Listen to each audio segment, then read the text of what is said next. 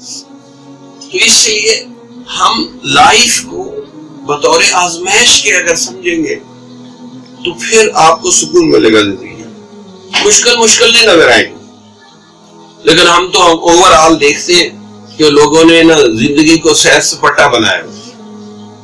ہاں جی، برف باری ہو رہی ہے تو اتنا ہنگامہ مچ جاتا ہے مری میں کہ بندہ حیران ہوتا ہے. ہاں جی، گرمی آتی ہے تو ہوٹل بھر جاتے ہیں.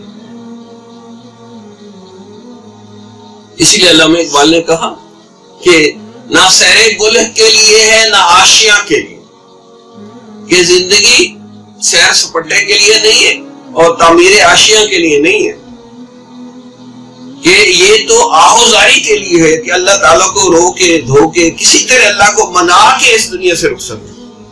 اس لیے ہمارے مشائخ ایک دعا کرتے ہیں بڑی زبردست قسم کی کہ یا اللہ پہلے میرے سے راضی ہونا پھر مجھے موت عطا فرما، یا اللہ پہلے مجھے معاف کر دینا پھر مجھے اپنی ملاقات کے لیے بلانا.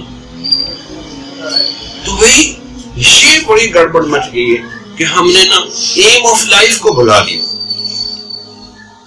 اچھا جی، ہم کالج میں پڑھتے تھے، پوچھتے تھے کہ آپ نے کیا بننا، کوئی کہتا ڈاکٹر، انجینئر، پروفیسر، میں فوج میں جاؤں گا، میں واپڈا میں جاؤں گا، فلاں جگہ.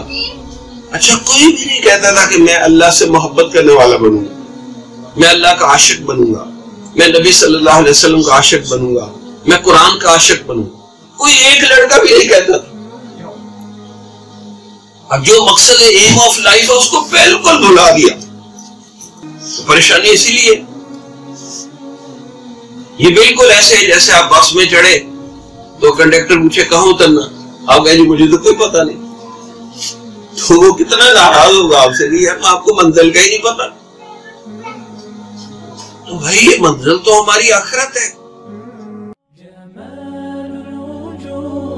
بذكر الإله وتصفيق